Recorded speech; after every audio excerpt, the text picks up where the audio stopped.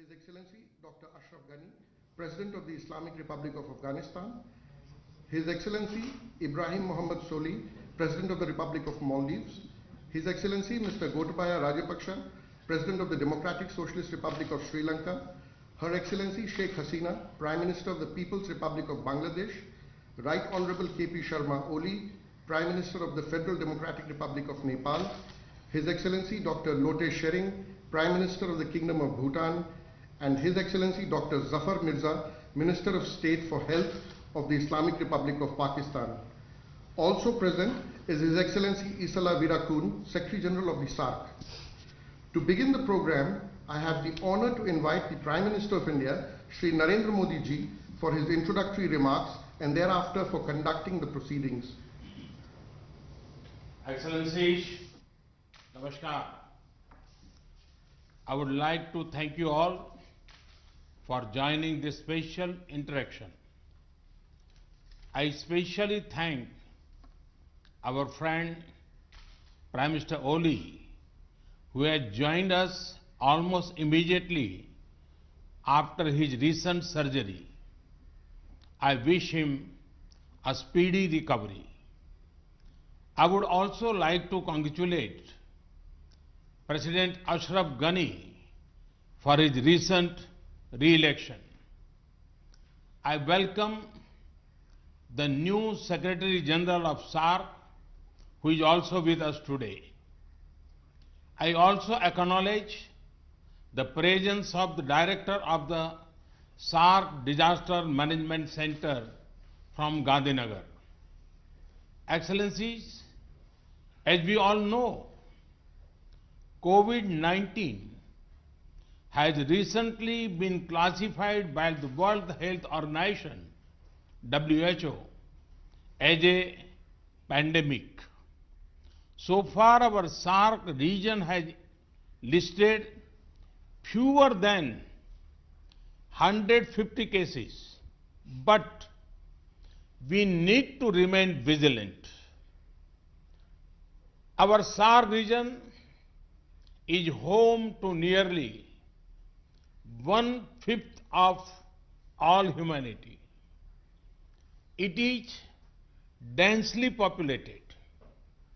As developing countries, all of us have significant challenges in terms of access to healthcare facilities.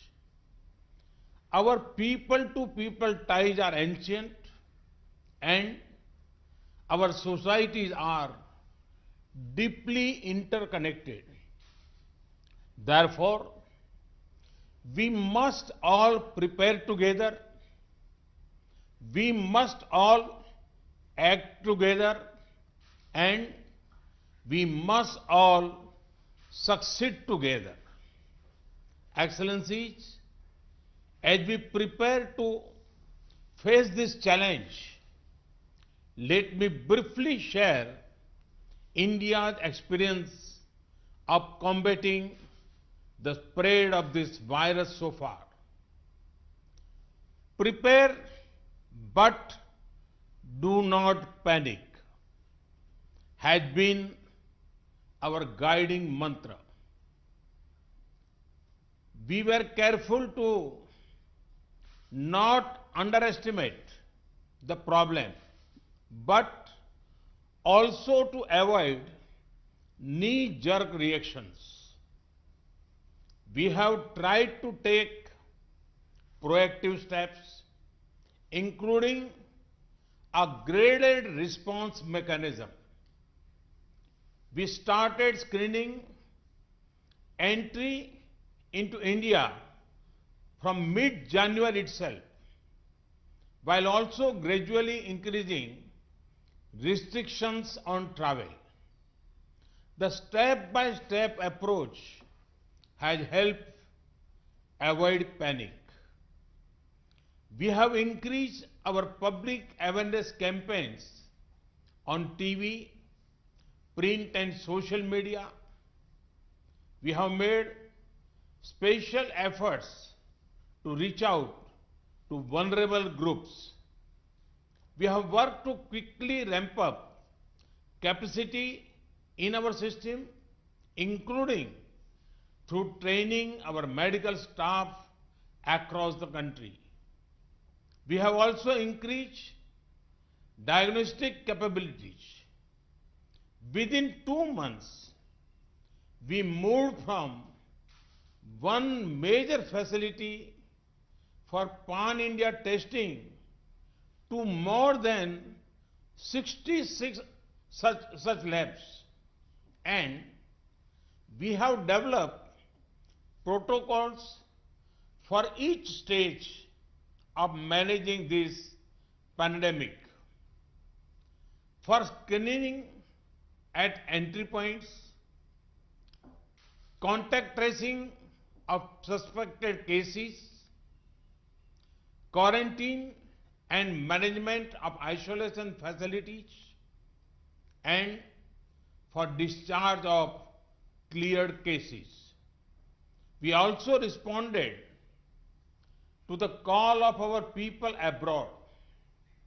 We evacuated nearly 1,400 Indians from different countries. We also similarly helped some of the citizens of our neighboring countries. We have now built a protocol for such evacuations, including carrying out testing by our mobile teams deployed abroad. We recognize that other countries would be also concerned about their citizens in India. So, we briefed foreign ambassadors about the steps we were taking. Excellencies, we fully recognize that we are still in an unknown situation. We cannot predict with certainty how the situation will unfold despite our best efforts. You must also be facing similar concerns. This is why it would be most valuable for all of us to share our perspectives. I look forward to hearing your views. Thank you. Thank you very much. I now request His Excellency President Ghani to share his thoughts with us. Thank you, Mr. Prime Minister. Again, best wishes to Prime Minister Oli. And thank you for taking this very important initiative. All that is normal is disrupted, and all that seems solid is melting into thin air. We are into unknown territory, and our vulnerability, Excellency, comes from our openness. Our greatest vulnerability is that we have an open border with Iran, one of the major centers, and the flow cannot be stopped. And the province of Herat is become the central node for preventing the spread and diffusion of this deadly disease to the rest of South Asia. I have the following 5 proposals. 1, modeling of diffusion impacts and scenarios for management. Unless we model the diffusion, we will be facing assumptions from China or the United States or Iran are not suitable to our situation. I request the task force of SAARC to be able to do this. Second, telemedicine, because the second and third order impact of this, particularly on poor and vulnerable and women, is very significant. If we could create a common framework for telemedicine for diagnosis of related issues and as advances take place, how to be able to coordinate. Third, as a landlocked country, which is simultaneously the heart of Asia, closing of borders where essential will result in significant problems regarding availability of medicine, food, and basic goods. Can we coordinate to be able to create controlled flows that both allows transactions to take place while focusing on the essentials? The fourth issue for us, Excellencies, because, in all Excellency, because we've cancelled schools, prayers have been stopped. How do we keep women, youth, and children occupied? Since India in particular and South Asia are leaders in distance education, in self-learning, can the SAARC satellite and India's satellite be made available so we can keep people, because social distancing that is necessary cannot just take place. In my fifth proposal, Prime Minister, distinguished Prime Minister, since India is both a very important member of SAARC and a member of the Shanghai Council, Cooperation Council, in Shanghai, both with China, that is our deepest sympathies, in Iran. Can we coordinate between SAARC and the Shanghai Cooperation Council through your initiative? How much of the experience of China is replicable to our situations, and how do we both learn and help Iran? I thank you again for this opportunity. Our conditions, being one of the poorest countries and conflict prone, require learning, particularly from how you upscale the existing programs. We have a program across the country called Health, that is basic health, and if there are other countries that have upgraded their basic systems to cope with this, we'll be extremely grateful for learning and yet sharing our experience. Thank you, Excellency. Thank you, Excellency. I now request His Excellency President Soli to make his remarks. Bismillahirrahmanirrahim. Assalamu alaikum wa rahmatullahi wa barakatuh.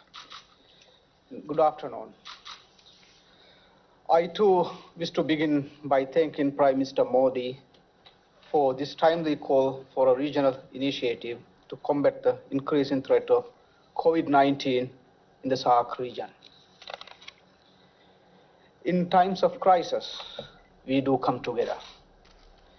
In 2003, for example, when the region faced the threat of SARS, the Maldives took the initiative and hosted an extraordinary meeting of SAARC health ministers that adopted a regional common strategy for tackling the virus.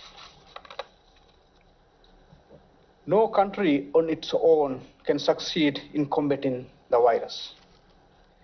It requires a shared response at an unprecedented scale. The first COVID-19 case was confirmed in the Maldives on 7 March. To date, there are 13 confirmed cases. Fortunately, no deaths so far.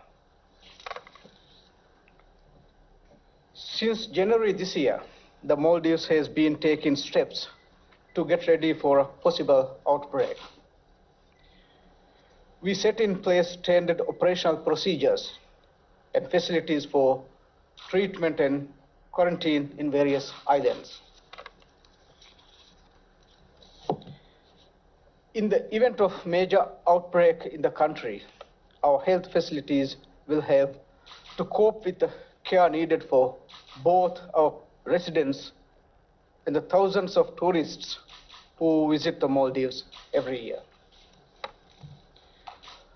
Our priority now is to use precautionary measures to contain the virus as much as possible so as not to overburden our limited resources.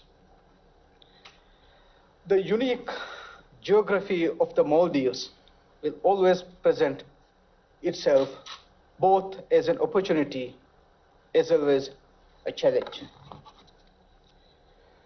The dispersed islands make it easier for us to isolate communities whenever there is a suspected case. But in the event that a person tests positive in the outer islands and is seriously ill, requiring specialist care, the person has to be transported to the capital, Male.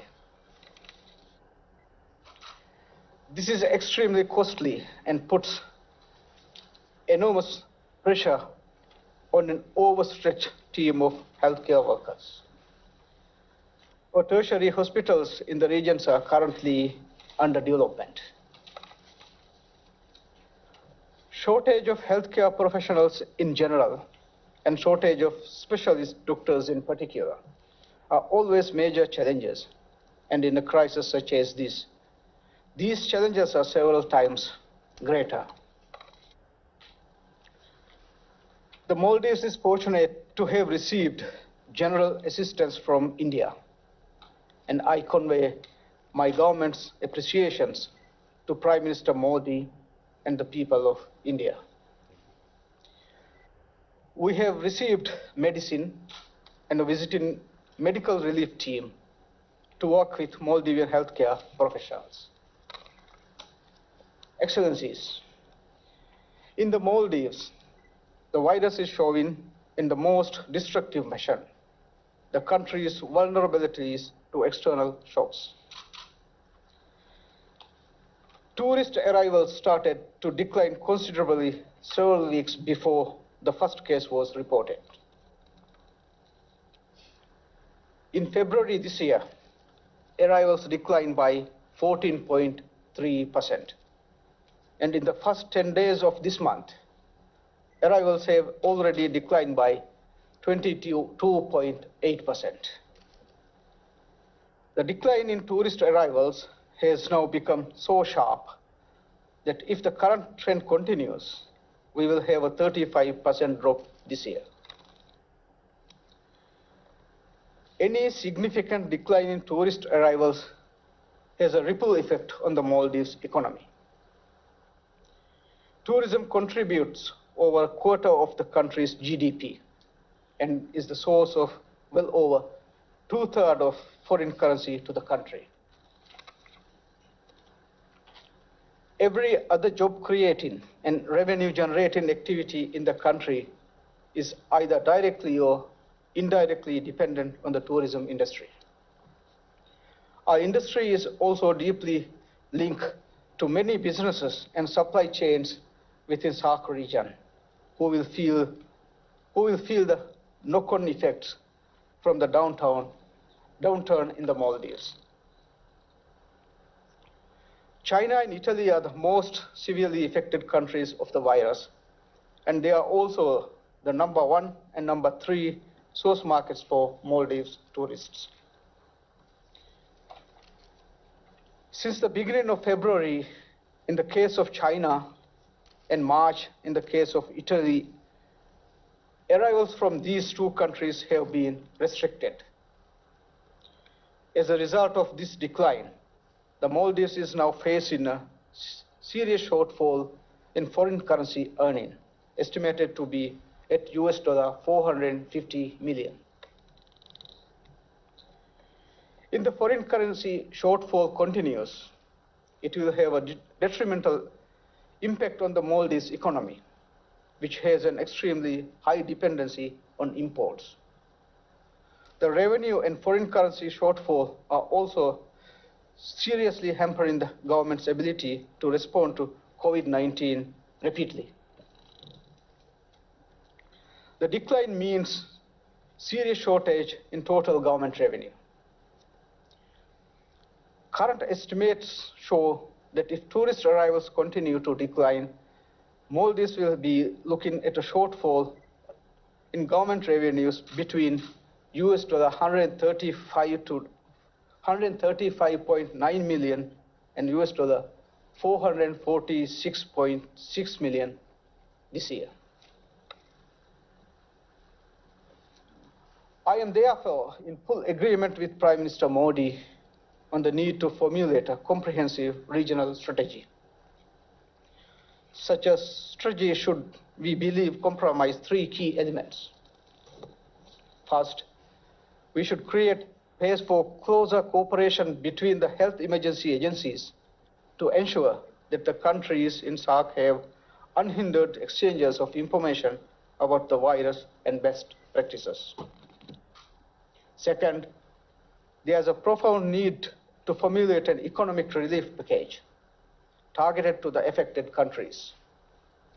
Third, a comprehensive regional strategy to fight COVID-19 should include a long-term recovery plan for the region. I will be happy to speak further on these elements in the discussions. Thank you, Prime Minister Modi. Thank you, Excellency. Now I request His Excellency President Rajapaksa to share his thoughts.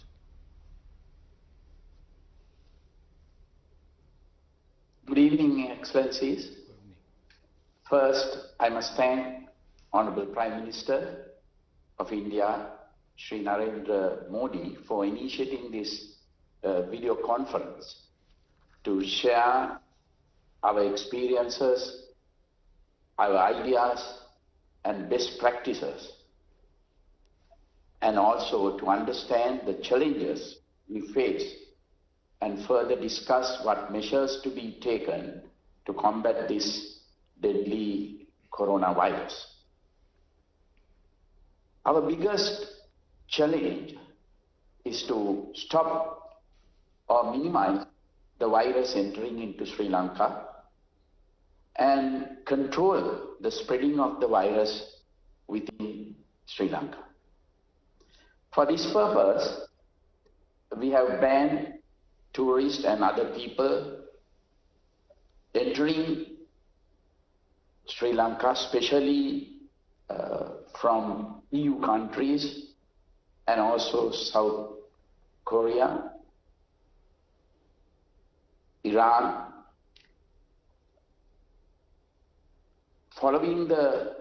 We did this following the guidelines and statistics relating to the spread of the virus issued by the World Health Organization. We have also taken steps because we have a large number of Sri Lankans working especially in Italy and South Korea. We cannot stop our Sri Lankans coming back to their home country.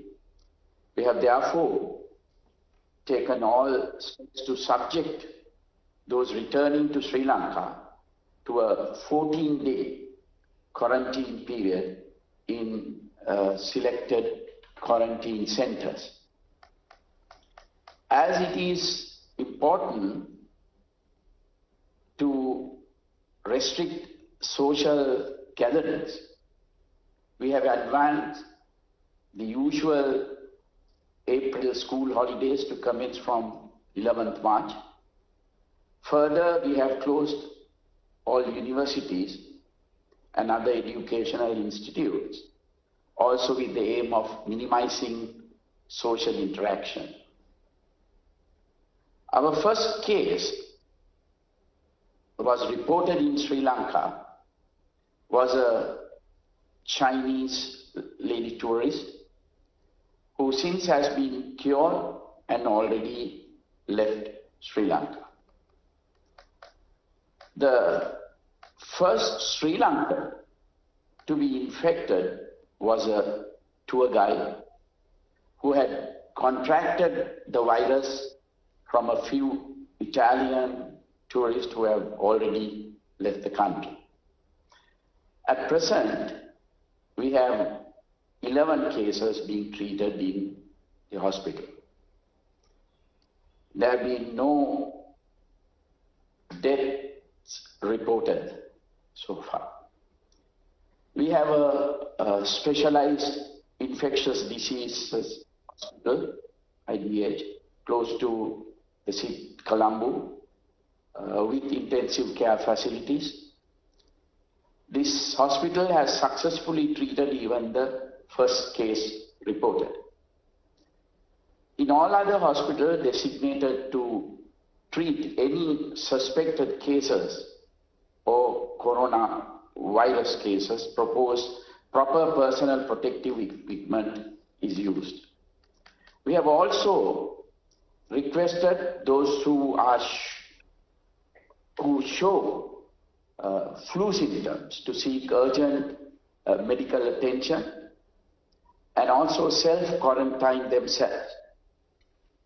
Close associates of these persons showing any flu symptoms have also been strongly advised to be subject to self-quarantine. The area police and the public health inspectors are closely monitoring the progress of the suspected patients. Public health inspectors undertake daily visits to check on these persons who are self-quarantined. We have also established a national task force comprising all major stakeholders with the power and authority to take crucial decisions have been set up and meet on daily basis with close and constant monitoring of all aspects relating to the spread of this deadly virus. A 24/7 office with hotlines has been established to coordinate all activities related to battling the spread of the virus, quarantine and testing and treatment of suspected and confirmed cases.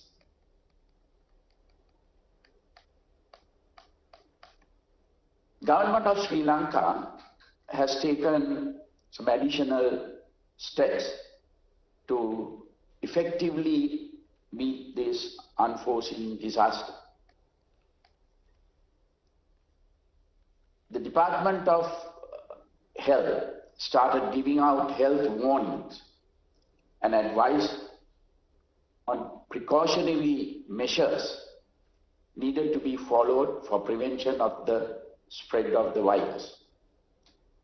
This is done through mass media, presidential media division, press briefings, press bulletins, etc. General public were educated not to go for panic buying of face masks, hand sanitizers, etc. This was quite effective. 12 hospitals were declared as suitable for caring of possible coronavirus affected cases across the country. Managing of stocks of personal protective equipment such as masks, gloves, sanitizers and other medical items required for treatment of patients also started. Since the high risk area for the coronavirus was the city of Wuhan in Hubei province in China, there was a requirement to evacuate 34 Sri Lankan students and their families back to Sri Lanka. This was done by the national carrier Sri Lanka Airlines, which flew from Colombo to Wuhan and back to Colombo with all 34 passengers. These 34 students on arrival were immediately quarantined by the Sri Lanka Air Force before they were taken to a military facility in the Central Hills for quarantine for 14 days under the supervision of the Army medical team. None of them contracted the virus and all were sent home on completion of the 14 days quarantine period. At the same time, another 750 Sri Lankans were studying in various universities in different provinces of China and the government facilities. They were returned back to Sri Lanka. These students were instructed to be in self-quarantine for 14 days under the supervision and monitoring by local health authorities. As you know, probably that our parliament has been dissolved on 2nd March and the general elections will be held on the 25th April. So the nominations are being accepted from 12th March up to 19th March. Therefore, we had to take precautions to discourage large meetings, large gatherings. But the elections will be held as planned. When the World Health Organization, WHO, declared COVID-19 as pandemic and indicated that fundamental public health interventions can still limit the spread of the virus and drive down cases even where it was transmitting widely. Advisories were issued for travelers and precautionary measures were taken by limiting travel overseas of Sri Lankans unless it is essential to do so. Almost all major sporting events, international conferences, meetings, large gatherings have been postponed or cancelled. All schools, universities and other educational establishments, including preschools throughout the country, has been closed for particular periods ranging from 2 weeks to 6 weeks.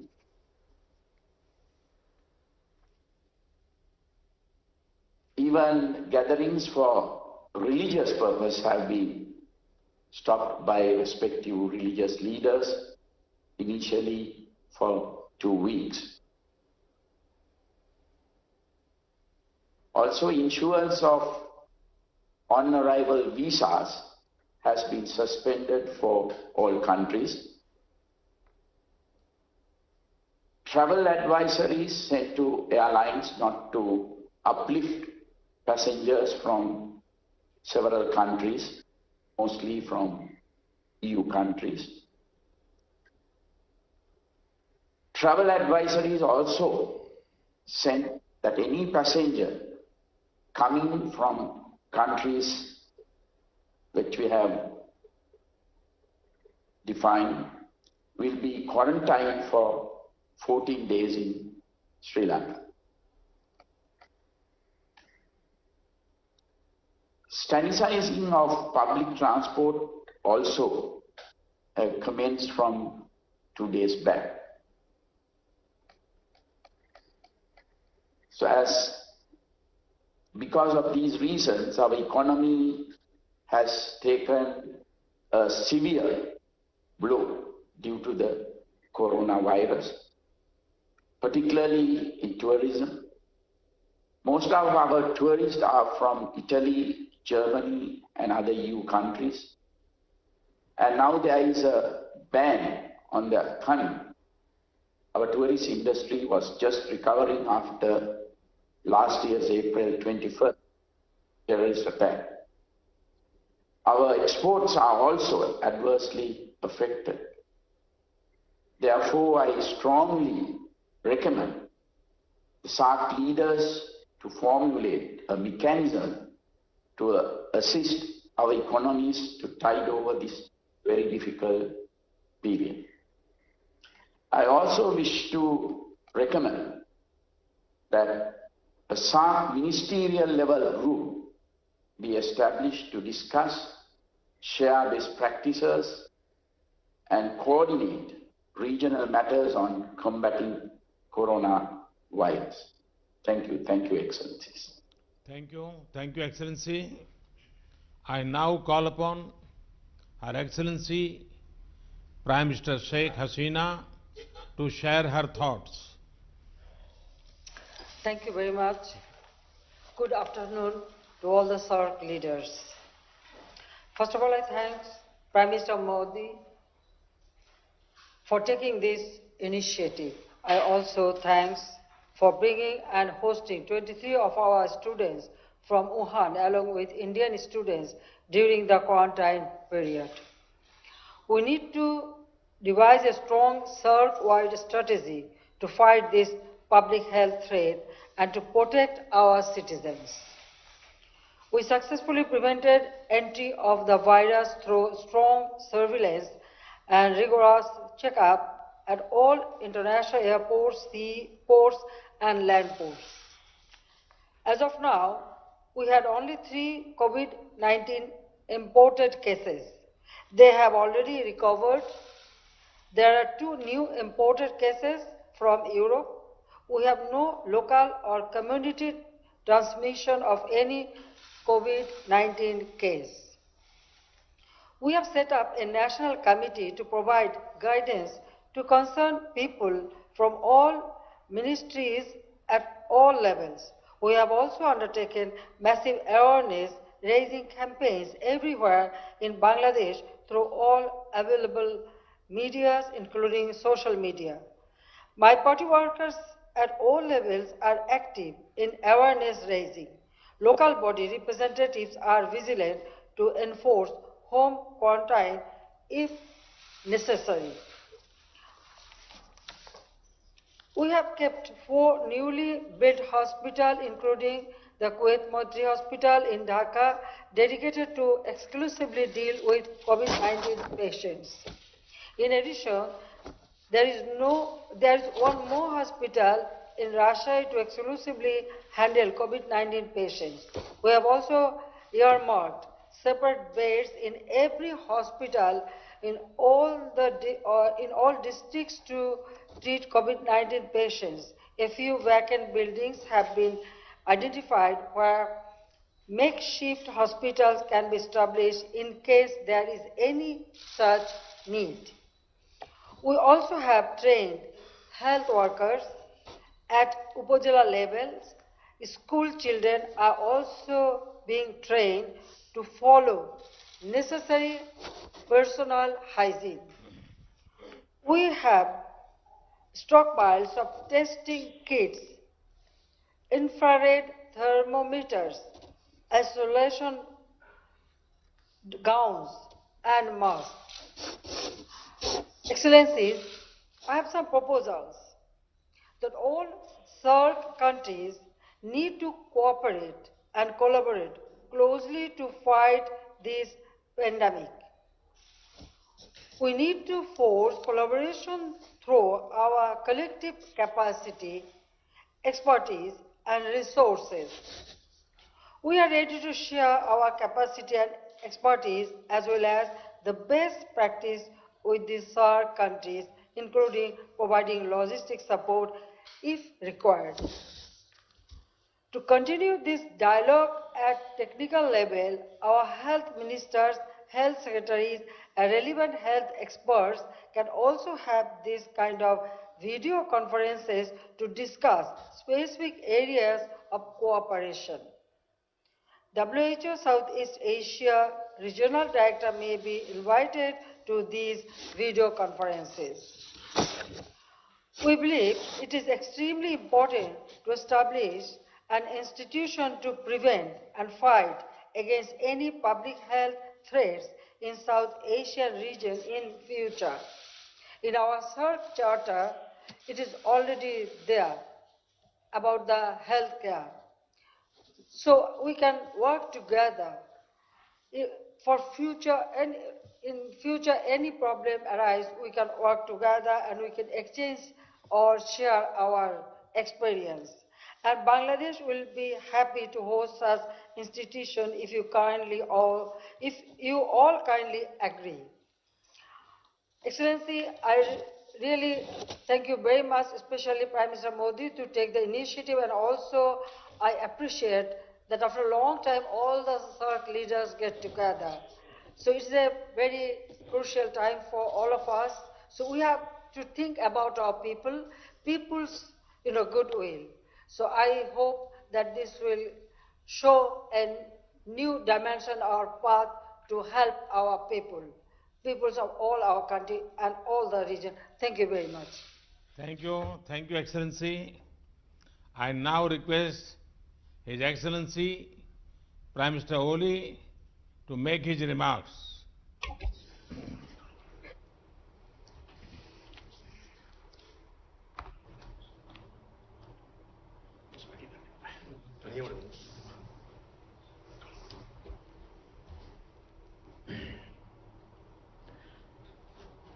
Right Honorable Prime Minister Sri Narendra Modi ji, distinguished heads of state and government of SAARC member states, Namaste and good afternoon. First of all, I would like to thank Prime Minister Sri Narendra Modi ji for taking this important and timely initiative, which I warmly welcome. Our collective wisdom and efforts will help us devise a sound and robust strategy for the SAARC region as we fight the COVID-19 pandemic. I wish to thank Prime Minister Modi ji and all the distinguished leaders of SAARC member states for kind words and best wishes on my speedy recovery. Even though we had detected one suspected imported case, but the COVID-19 test proved negative. Yet we are aware of the high risk of possible outbreak at any time. We remain alert from preventing it. We have taken several measures to enhance our preparedness. Our efforts at the moment are geared towards preventing this disease to enter into our country. Our national efforts, I am personally overseeing and guiding the government efforts. Multi-agency coordination committees have been set up at the center, provinces and local levels to mobilize government efforts in the synergetic manner. We have restricted international movements, visa on arrival facility for all foreigners and non-resident Nepalis with foreign passport has been suspended. Movement of this country, movement of third country nationals via land routes has been suspended. Swab test PRC health certificate is made mandatory to obtain visa from Nepali missions abroad for essential travels to Nepal. We have suspended issuance of work permit for Nepali nationals for overseas employment. International passengers are required to go through the screening process at the health desk at the international airport. There are provisions for self-quarantine for certain categories of travelers. We are strengthening quarantine facilities in all provinces, hospitals, and arranged isolation wards and intensive wards for treatment. We are enhancing capacity of hospitals. Health workers are being provided with personal protective equipment and necessary incentives to motivate them. All the permits for mountaineering expedition for spring 2020 have been suspended and all major international conferences have been postponed.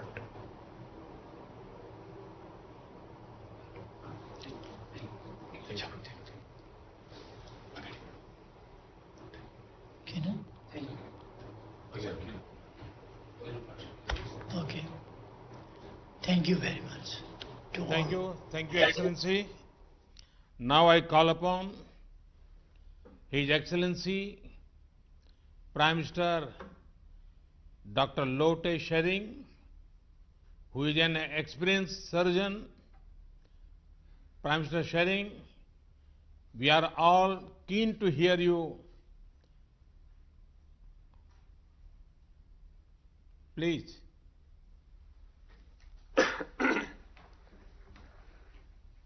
Thank you, Your Excellency. Before I start, I would like to take this opportunity to convey my King's greetings to all the heads of the states and heads of the governments here. As we speak, my King is out of the capital. He is in the district places, ensuring healthcare services, ensuring COVID-19 surveillance system, and trying to motivate our healthcare services and service providers, as well as asking all the people of Bhutan to be on the same page when this pandemic strikes Bhutan. So with this, I also would like to take this opportunity to express my King's greetings and greetings of all of us to Prime Minister Oli for his speedy recovery. And similarly, we also would like to wish Prime Minister Hasina for our father's 100th birthday celebration in few days. So with this, I would like to thank Prime Minister Modi for your excellent leadership to bring all of us together, because togetherness is required at all times. But when the whole world is fighting one common disease that we cannot see with our naked eyes, I think it's very important that all of us come together and leave behind our differences. And number two, I think it is very important that we communicate very clearly on this.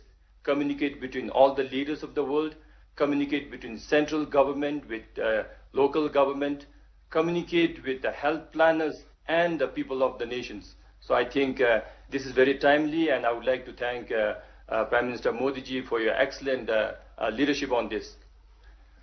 To tell my colleagues on the experience of Bhutan on the lone COVID-19 positive that we had, it was the 5th of this month, last 5th of March evening, we had one lone imported case, a Bhutan lover, a Bhutan visitor who wanted to visit Bhutan, came to Bhutan, and then on the 3rd day of his visit, he showed some very abnormal signs, symptoms, and then on suspicion, we found out that he was COVID-19 positive by evening.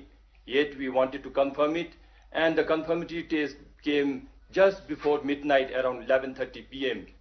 By then, our health officials had all gathered in the ministry. Even my king also came to the ministry, and we all started because we knew that we had the first confirmed positive case. So throughout the night, we worked very hard. Our surveillance system that was already in place was initiated, activated overnight, and starting midnight till 7 a.m. the coming morning, that is 6th of March, we managed to trace the whole path of the first positive case. We managed to identify all the 48 primary contacts. We managed to send all the contact tracers and surveillance team to their respective places and inform them of the importance of house quarantine that first morning. And then as the day unfolded, we managed to pull them out and bring them to the formally identified quarantine facilities. So over 78 hours, we managed to identify all 48 primary contacts from 3 different parts of the country wherever our tourists had visited. And we also managed to initiate the medical team that we had identified to treat in case if he had a positive case. And then he was isolated and treatment started. And it all happened because our health ministry under Minister Dichen's leadership, everything was planned beforehand. And then our king was also awake the whole night trying to coordinate the whole thing and bring all the primary contacts together. So we do not wish to have positive cases in any countries, but to have a positive case in this manner and to be able to identify all the primary contacts and isolate them, I thought was a huge success that we brought in. Then starting from there, we managed to treat him, take care of him very, very well. and his family wanted the patient back home. So he was successfully air evacuated day before yesterday, and he reached his hometown last night actually. So we wish him a speedy recovery. All the people of Bhutan send our sincere prayers for his speedy recovery. But the fact is, since as we all know, and as all the heads of the country shared here, this is an uphill task, because we really don't see our enemy. This a pandemic that is challenging all of us do not follow geographical boundaries. That's why, as I said, it's very important for all of us to be on the same page. And as we all know that it affects the elderly people, and it affects more people with comorbid conditions. So similarly, the aftermath of this disease will also affect the smaller and vulnerable economies more hardly than the better ones. So we are equally concerned that as we fight and as we try to contain this disease, we are also concerned about the economic outcomes of this disease. So therefore, I would like to support all the proposals that were made before me, and also to be very, very sure that we all will share our limited resources that we have, share the technologies that we have, and also to have frequent such meetings, so that with the changes in time and with the changes of the demand of this pandemic, we also come and regroup ourselves. And I also would like to propose that we must have a similar cooperation in economic get up on this issue, because all the smaller economies are disproportionately hit. So with this, I'm sure my other colleagues will have a lot of points to share, and I also would like to contribute as the discussion goes on. So as of now, I would like to thank all the heads of the states and heads of the countries and governments, as well as Prime Minister Modi, for your initiative. Thank you very much. Thank you, Excellency. Now I call upon His Excellency Dr. Jafar Mirza, who also has medical experience, to share his thoughts.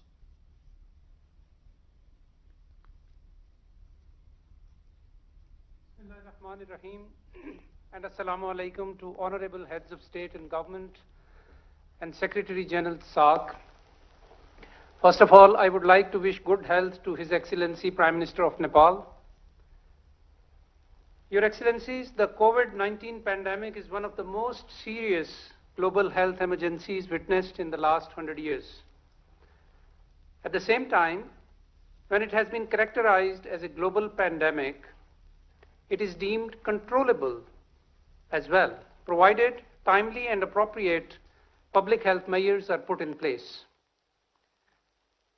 With over 155,000 infections, 5,833 deaths, and 138 countries involved, no nation and no region on earth can afford to be unresponsive.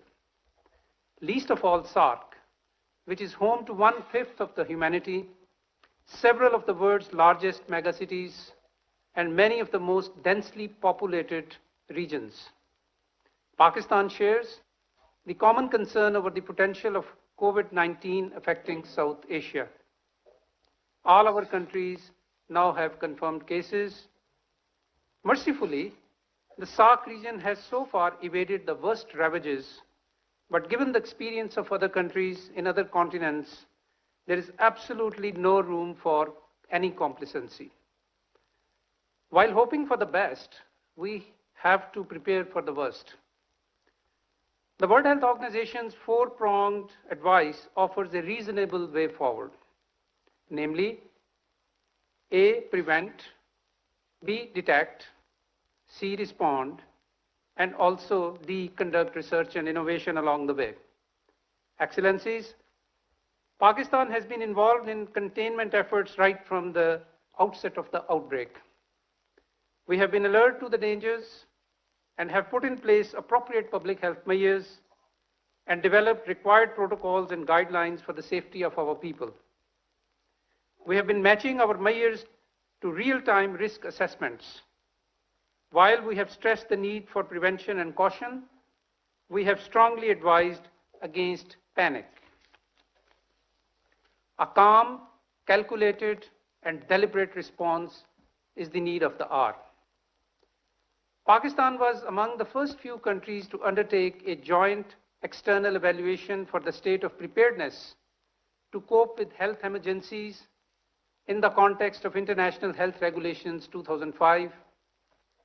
In close collaboration with World Health Organization, we have been taking steps to appropriately restrict movement to and from the affected countries, regulate for flights, institute health screening measures at entry points by member states, and establish quarantine/isolation facilities.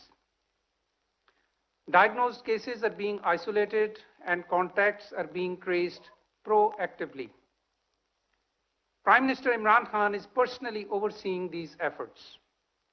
Resultantly, Pakistan has managed so far to keep the cases to a relative minimum, an achievement that WHO has recently recognized as a good practice and has commended it.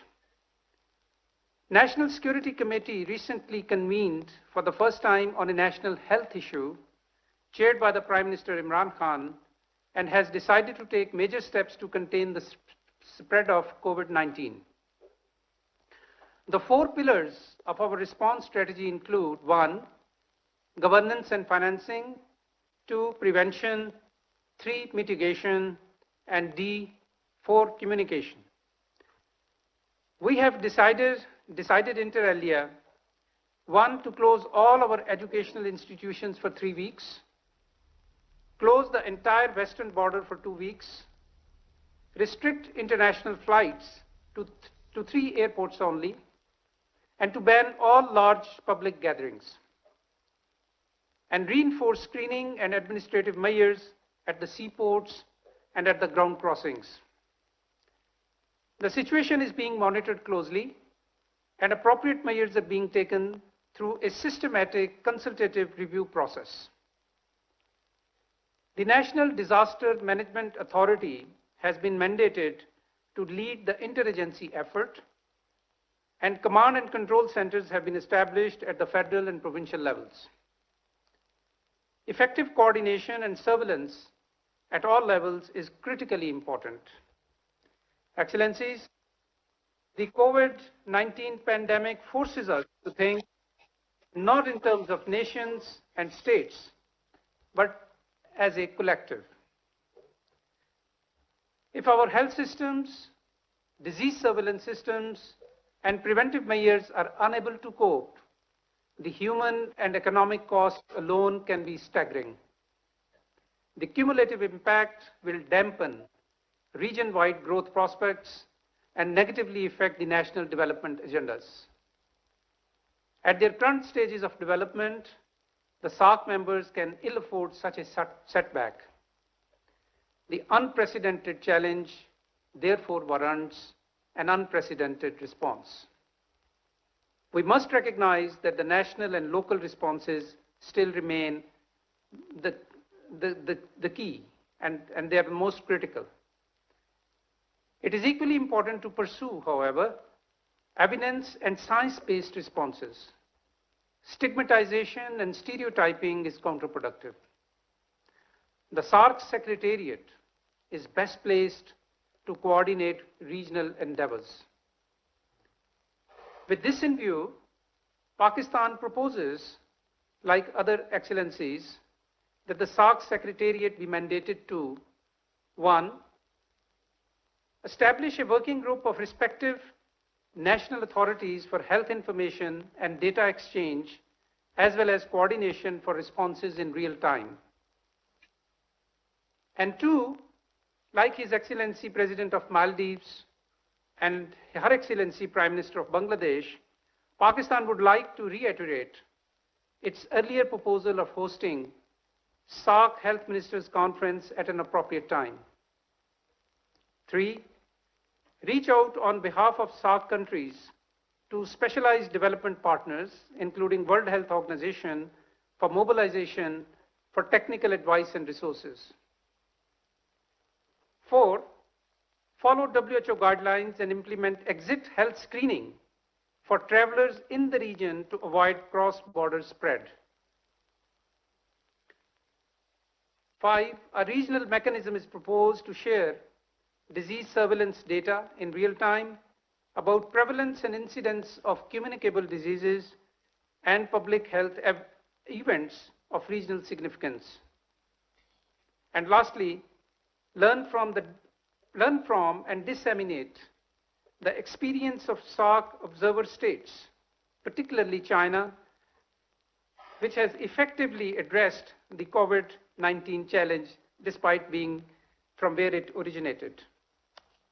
Excellencies, the challenge at hand demands sagacity, vision, and synergy of action. The strength and resilience of the people of South Asia is well known. We have no doubt that we will overcome these challenges. Thank you, Your Excellencies. Thank you.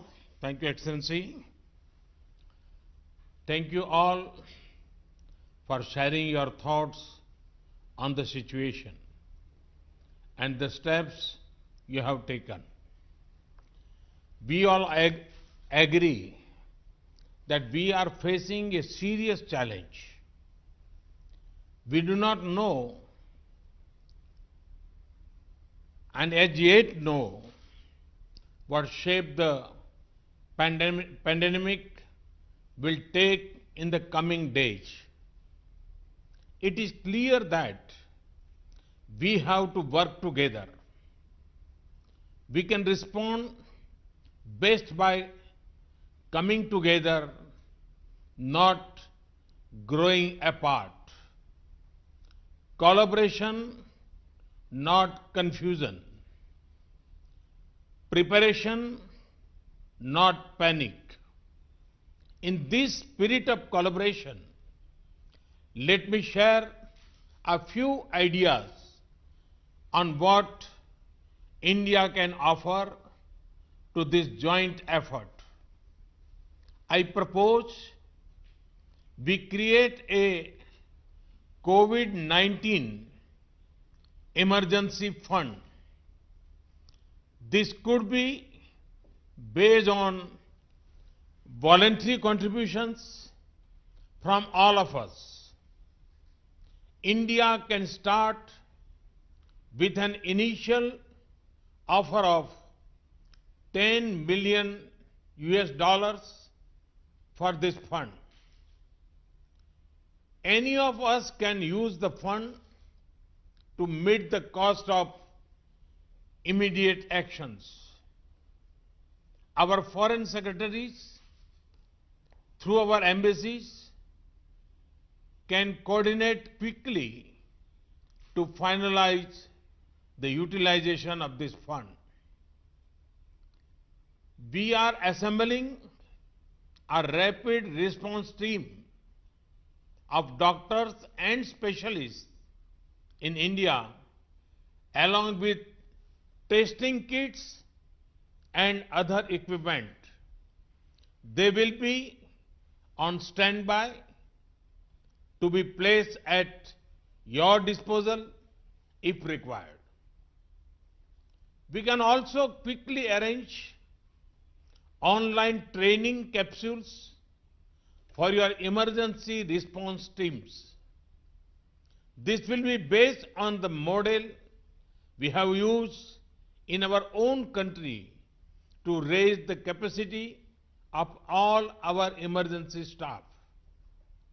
We had set up an integrated disease surveillance portal to better trace possible virus carriers and the people they contacted.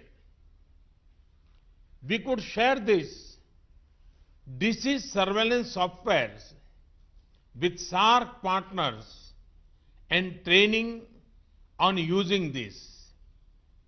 Let us also use existing facilities like the SAARC Disaster Management Center to pull in the best practices among all of us. Looking ahead, we could create a common research platform to coordinate research on controlling epidemic disease within our South Asian region. the Indian Council of Medical Research can offer help coordinating such an exercise. We can also ask our experts to brainstorm on the longer-term economic consequences of COVID-19 and how we can insulate our internal trade and our local value chains from its impact. Finally, this is not the first nor the last such pandemic that will affect us. We can also ask our experts to brainstorm on the longer-term economic consequences of COVID-19 and how we can insulate our internal trade and our local value chains from its impact. This can help to prevent such infections from spreading across our region and allows us to keep our internal movements free. I call upon His Excellency President Ghani to share his thoughts. Well, thank you, Mr. Prime Minister. Thank you, all heads of state and government, and Dr. Mirza. The number of cases in Afghanistan is 16. No deaths, and as of yet, they're in 5 provinces. But the case I make is the following. Our refugees from Iran are being sent back in droves. I would like to make the case that dealing with this flow in the Herat province, 3 provinces, particularly Herat, Nimroz and Farah, is a regional challenge. Because thousands of people are coming from an infected area in the period in which the incubation takes place and the detection takes place. So we would like to offer, particularly the Herat province, where we're making major efforts, as a model. In terms of organization, our National Security Council I have chaired a number of times, and we've created a task force under the Vice President in all the provinces. We are reorganizing our budget, etc. But let me welcome your initiative. We would like to be delighted to contribute to this voluntary fund. But the phases, Mr. Prime Minister, we would suggest we need to think about the next 6 months as one period where the pandemic is likely to unfold. Thank God weather is going towards warming, and it's shown that there are negative consequences. But the vaccine is not likely to develop sooner than a year or to 18 months. During this period, whatever we can do in the way of prevention is necessary, but the second and third order consequences of this on our social fabric, on our economic transactions, and others really requires thinking through. The impact on poverty, which all of us, and you, Mr. Prime Minister, has taken such a leading role in this, is likely to be negative. So how do we think through in ways to be able to protect the most poor and the most vulnerable? Because of that, we welcome very much your task force and ways of collaboration in return to this issue of being able to deal with. The third order issue is, while all these measures, and we've resorted to control of borders, the disruptive impact of this, what are ways to be able to generate economic transactions and activities? And here again, there is need for considerable thinking. We would like to support the meetings by video conference, In the ministerial level, we would like to thank the Secretariat for their vital role. But the most important issue is that both pandemics, and particularly climate change, are upon us, and without SAARC coordinating as such, our vulnerability will increase. Once again, Mr. Prime Minister, let me thank you for convening this meeting and for the follow-up actions, and we would always be ready and willing to collaborate and to welcome coordination, learn from the best practice, and contribute to it as this global crisis unfolds. Thank you, Excellency. I request His Excellency President Soli to make his remarks.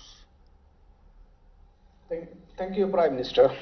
First of all, I welcome Prime Minister Modi's proposal, especially on preparation and longer-term economic recovery, and to form a COVID-19 emergency fund.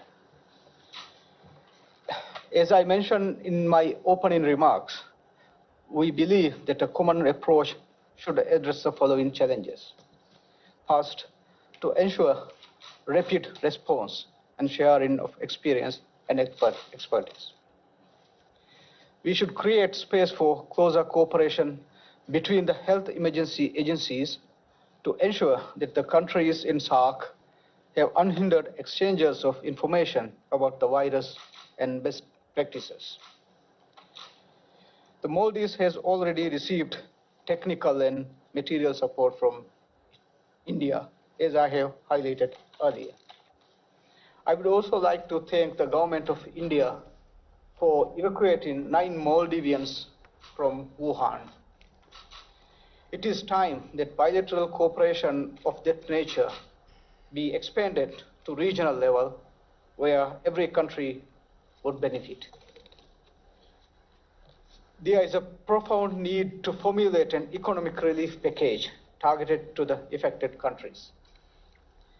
In the case of the Maldives, such a package would include budget support to fill the significant shortfall in revenue gap that I mentioned earlier.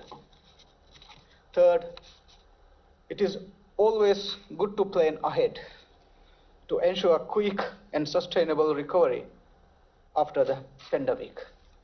So we believe that we should start discussing a long-term recovery plan for the region.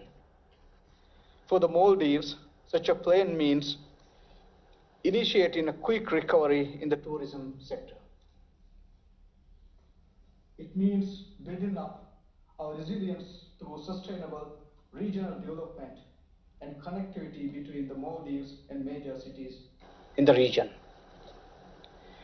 It also means scaling up private investment in tourist resorts and infrastructure that propels growth in tourist arrivals, which in the Maldives means economic growth. Thank you, Prime Minister, once again for convening this meeting. Thank you, Excellency. I now request His Excellency President Rajpaksha to share his thoughts. Thank you very much, Excellency. And again, I want to thank Honorable Prime Minister of India for convening this important video conference today. And we learned a lot of lessons from all the participants, and I thank all the heads of state for sharing their experiences and also good practices. And also I want to thank you, Excellency, for the series of assistance that you have proposed, especially the raising fund, COVID fund, and also we all know there's a shortage of testing kits and other equipment, not only within this region, or all over the world. So thank you for offering these assistance to all the regional countries. And also, it is very important for us to work together, not only combating COVID-19 virus, but also be prepared for similar situations in future. We have to understand that it's very important that the social awareness is very important in these type of situations. Because sometimes the people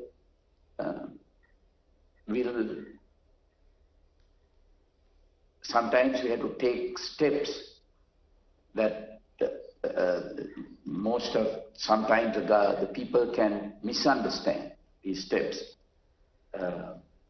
Therefore, I think it is very important to all the time educate the citizen of the steps that we have to take for to prevent this type of situation. At the same time, it is important to control the rumors, and also that will lead to panic. It is important to control our borders. That is the major steps that we have to take. It's a difficult one, but we have to take those measures to effectively control the situation. And also it is very important to have one place to disseminate information to the people, and also to decide on steps that we take. Otherwise it will lead to confusion among the citizens. Again, I want to thank Prime Minister of India for taking this action, and we hope that we can work together in future to counter any adverse situation. Thank you very much, Excellency. Thank you, Excellency. I call upon Her Excellency Prime Minister Sheikh Hasina to share her thoughts. Thank you very much, Prime Minister. And well, thanks again for convening this meeting. This initiative should not end here. It should continue through our officials, also our health experts. They can work together and they can continue the discussion how we can combat at present situation or the challenge of COVID-19 and other diseases.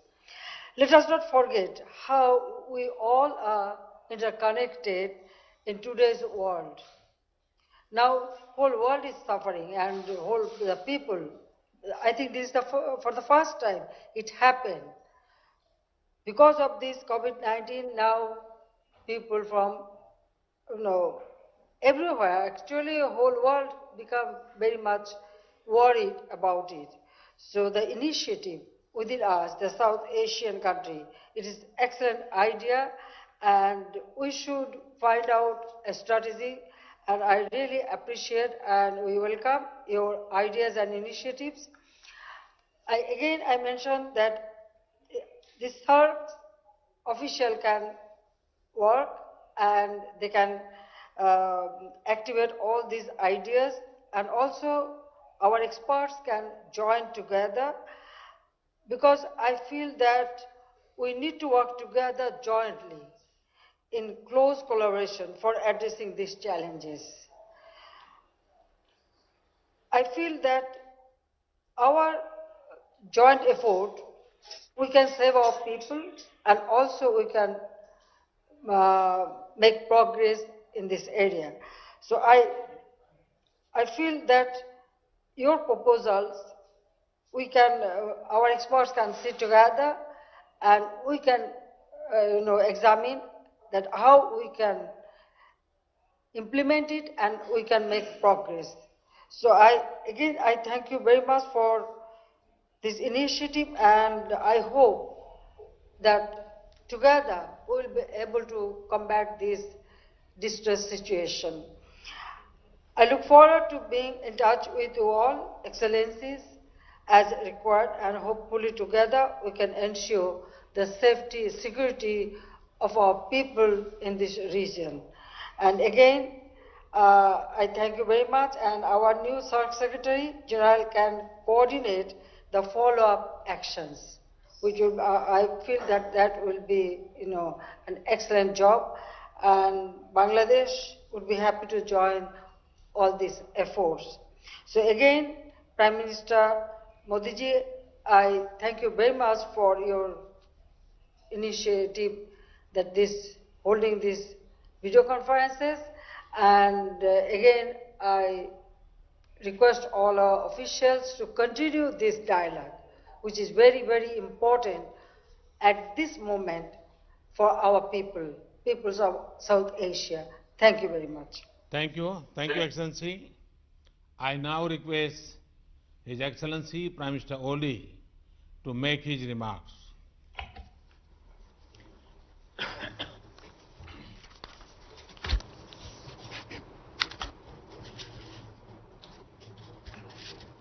Thank you, Excellency Narendra Modi ji, the Prime Minister of India.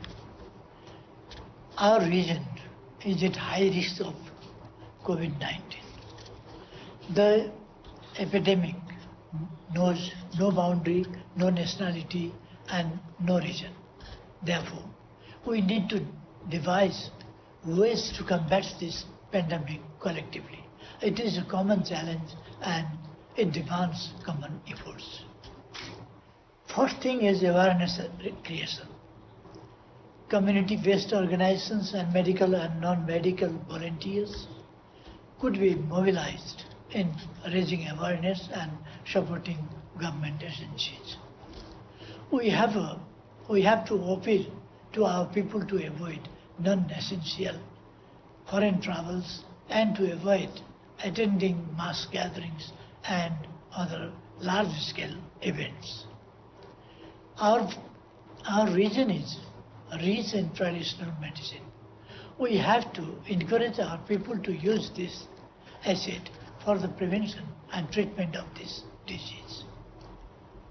Our way of greeting people with namaste rather than shaking hands can avoid potential threat of human-to-human transmission of this virus. I believe that our region holds a good stock of emergency medical supplies, well-trained medical professionals and laboratory facilities. These would be deployed at the call of any member state of SAARC in urgent need. The hospitals in the bordering areas could also be utilized for the screening as well as treating infected patients coming from across the border. We may encourage hospitals, medical centers, research institutions, and health workers in the region to build a good network for sharing experiences, research findings, and best practices in critical areas associated with the prevention and treatment of this deadly disease. We need to ensure a smooth supply of essential medicine, equipment, and sanitary materials in the region. We may think of developing a SAARC-level mechanism to deal with critical health issues such as this. Establishment of a SAARC emergency medical center supported by a strong funding mechanism would be desirable. In this regard, I welcome Your Excellency Modi ji's proposal and India's contribution. Nepal will also join soon in this fund. The economic cost of this pandemic is yet to be assessed. I am sure it is going to cost all of us dearly if it is prolonged. Regional discussion on reviving our economies and supporting each other through providing easy access, establishing value chains and promoting intra-regional trade, investment, tourism and connectivity would be critically important. Thank you, Prime Minister Shri Narendra Modi ji. Thank you, Excellency. Now I call upon His Excellency Prime Minister Dr. Lote Tshering to share his thoughts.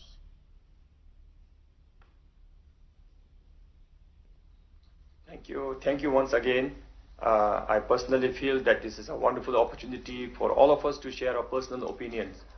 And I also would like to take this opportunity actually to thank all the healthcare providers who are in the forefront fighting this war with unseen enemy.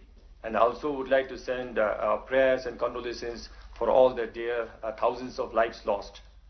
I would like to thank Prime Minister Modi ji's initiative in getting all of us together, as well as proposing to have emergency COVID-19 relief fund.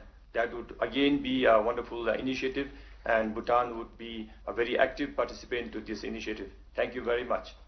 I think as we fight this unknown disease in the acute phase, we must also be able to go through this and see the long-term consequences of this, be it on health or on non-health initiatives. Maybe as we fight this disease, maybe we will be able to overcome the acute problem. But what happens to the long-term consequences? What if we all developed endemic to this disease? What would be the international health regulations on this? So if we can think through all this, then we will definitely have lesser problems in the near futures to come. And also, I think we must, of all the initiatives, I would like to repeat and insist that we must be willing to share the limited resources that we have. And through these limited resources, we should now be training more of our health professionals at a center of excellence in our region. So with this, again, as we unfold, I would like to propose that we meet again, and as Prime Minister Modi ji proposed, that we also have a relief fund, and like my other friends shared, I think we should have a common consensus today that let our health ministers have a forum on this, and then through the SAARC Secretariat, they must come up with the SOP on this proposal. So with this, I thank all the leaders here, and I thank Prime Minister Modi ji for taking all this trouble to convene and give us the opportunity to share our feelings. Thank you very much. Thank you, Excellency. Now I call upon His Excellency Dr. Zafar Mirza to share his thoughts. Thank you, Your Excellency, Prime Minister Modi, and thank you for your suggestions.